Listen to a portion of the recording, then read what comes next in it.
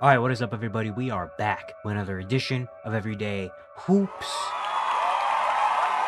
Hope you guys are having a good one today. I'm going to talk about last night's Thunder and Timberwolves game. An insane comeback for the Minnesota Timberwolves, down 25, come back to win in overtime. I'm going to talk about that game all here in today's video. Thank you guys for the views on the videos and the shorts recently. I really appreciate it. If you do like the content around here, consider subscribing, liking, turn on notifications, do all stuff like that. I'd really appreciate it. It really lives out a lot. We're very, very close to 900 subscribers. We're like right there. So every like, subscribe, and all that would be really, really appreciated. Link to my Twitter and all that stuff down in the description below. And yeah, don't waste any more of your time. Let's get right into it. So, Thunder Timberwolves faced off last night for the third time in the last 4 games. They just played the day before on Sunday, right? Yeah, because today's Tuesday. Yeah, Sunday they played, and the Thunder dominated. They won that game. And early on, it looked like they were going to do it again. I mean, they were up by as many as 25. They had a big second quarter, outscoring Minnesota 32-17. Shea put up 9 points in that quarter. The bench, Wiggins, Caruso, and Isaiah Joe. Those three for the first half were just absolutely amazing. I mean, Wiggins just hitting big threes, being the connecting piece. Isaiah Joe hitting a couple big 3-pointers in transition. Alex Caruso's defense was insane, having those three as a treat, especially without having Chet Holmgren there for today's game. Second night of a back-to-back. I mean, it was amazing. Up by 19 at halftime for the Timberwolves. It was really just Ant and Jaden McDaniels, and no one else came along with him. Get to the third, and it's a high-scoring third quarter. You know, that's when OKC took about a 25-point lead at one point in this game, and it looked like it was kind of over. And then we get to about halfway through the fourth quarter, and that's when the tides start to turn. And it was with the Minnesota's reserve team. It wasn't Anthony Edwards in them. It was the lineup of Rob Dillingham, Terrence Shannon Jr., Nickeil Alexander-Walker, Jaden McDaniels, and Naz Reid. It was that 5 right there that were absolutely dominant in this fourth quarter. When it comes to Rob Dillingham just being a ball handler, trying to get to the basket, get to the free throw line, making plays, whether it was Terrence Shannon Jr.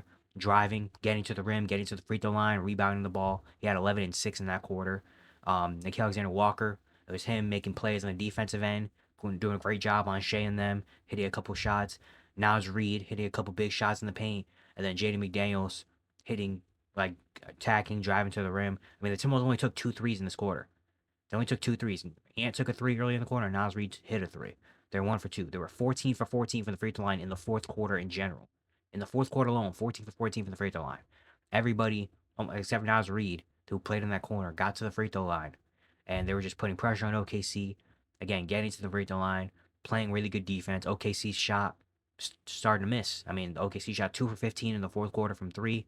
It was Aaron Wiggins was 1 for 7. Alex Caruso was 0 for 5. J-Dub 2 for 9. It was just Casey Wallace 0 for 2. It was really tough for them. And they fouled. I mean, they had 9 fouls in that quarter, too. And they only got 6 free throw attempts compared to Minnesota's 14. And Minnesota just started zoning. Minnesota really started. It was kind of like a zone double team. Like when Shea had the ball, it was double Shea, zone, and then once he passed out of the double, zone up or man up. It was like kind of like that sort of defense where they're just kind of doubling Shea, zoning Shea, and then turning into man and forcing everyone else to beat him. And it kind of happened, where J Dub wasn't getting really bad shots. He just wasn't really making them. And then everybody else, it was just kind of tough. I mean, the only one I remember, Alex Caruso, or was it Aaron Wiggins? Alex Caruso or Aaron, one of them tried to get to the rim and scored. But it was just really, really tough for OKC to do anything besides Shea. He only had 6 points and only took 3 shot attempts in the quarter because he was just, they were just doubling him and trying to force the ball out of his hands. And then Jaden McDaniels has the big and one late in the fourth quarter. That ties this game up. And then the last possession, I think, was it Shea? I think Shea had the last shot of the fourth quarter. I'm looking at the play by play right now just to refresh my memory.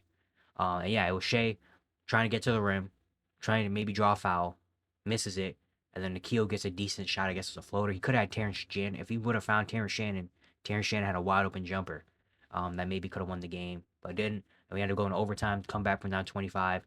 Yeah, in that fourth quarter, I mean, Minnesota outscores OKC 41-19 in that quarter. I mean, that's just nuts. And again, Anthony Edwards only played 3 minutes, only had 2 points in that fourth quarter. It was the reserve unit. The Nickeil Alexander-Walker, Terrence Shannon, and Rob Dillingham, all 3 were a plus 22 in the fourth quarter. And those 3 played basically the entire fourth quarter. They were plus 22, and then Naz Reid and Jay McDaniels were a plus 18 in that fourth quarter. So just amazing stuff to send it in overtime. You get to overtime, it goes kind of back and forth. OKC once again can't really make a shot. Both teams can really make shots. I mean, OKC was 2 for 8. Minnesota was 1 for 9. It was the difference was the free throw line. Getting to the free throw line and attacking. Minnesota was 8 for 8 from the free throw line in the quarter. OKC 3 for 3.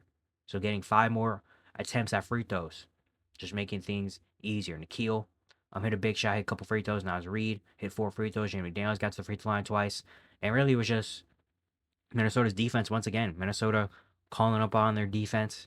Um, Again, doubling Shea, forcing everybody else to kind of make stuff happen, and that's really what it was. I mean, Shea took 3 shots, and outside that, I mean, Jamie Daniels did not take a shot in the overtime. He had an assist, a turnover, and a foul. That's it. That's all he did in overtime.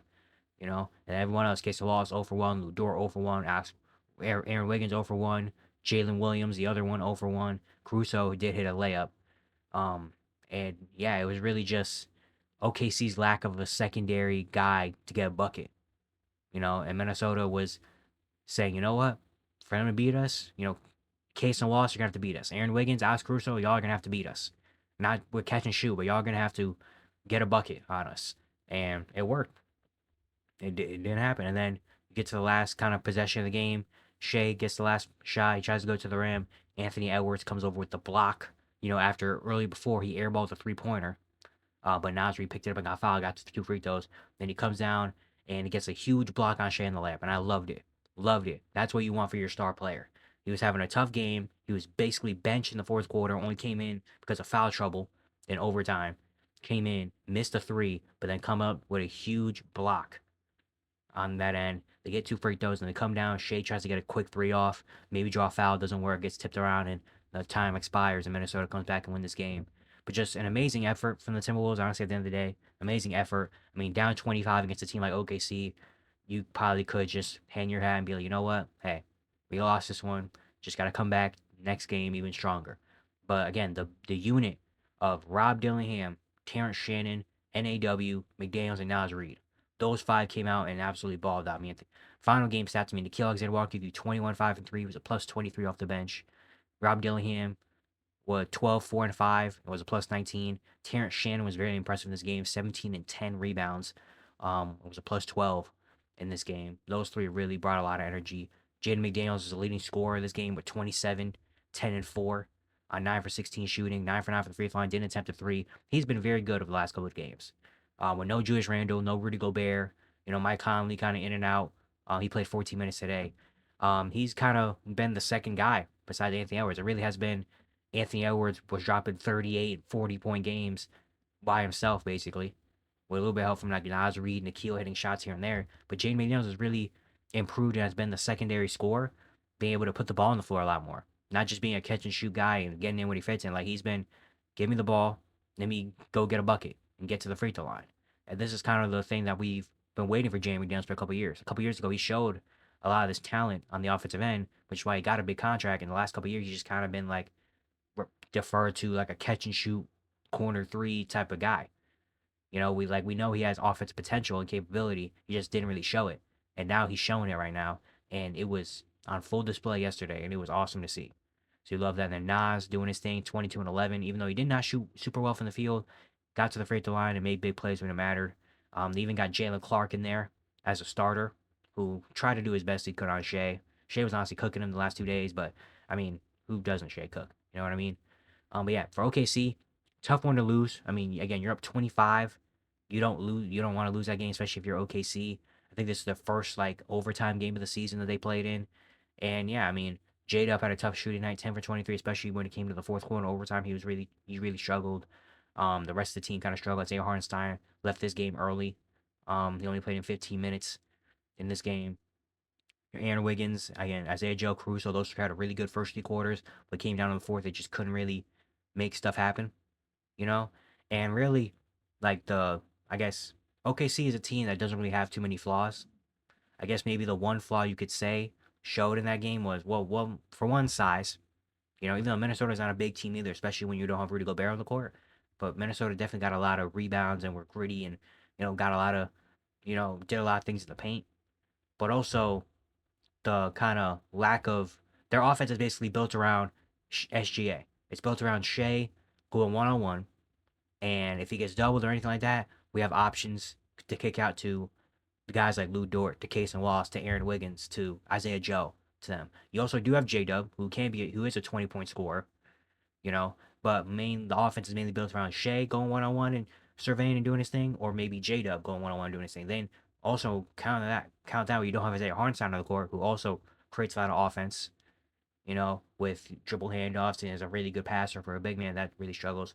But I mean, and Minnesota's kind of exposing, like, all right, we're gonna double team Shea, lock in on him, and everybody else, Aaron Wiggins, Casey Wallace, Lou Dort, Isaiah Joe Caruso, y'all are gonna have to beat us.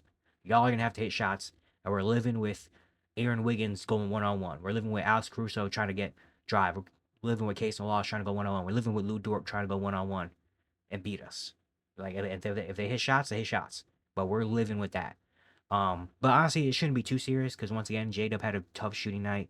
Isaiah Hartenstein, you know, got hurt early, and no Chet Holmgren. Who, if Chet Holmgren's in this game, they probably win because Chet Holmgren helps a lot with the secondary creation, with him being able to put the ball on the floor, be able to stretch the floor, be able to just be a big body inside. Especially without Rudy Gobert, like Chet was gonna do really good in this game.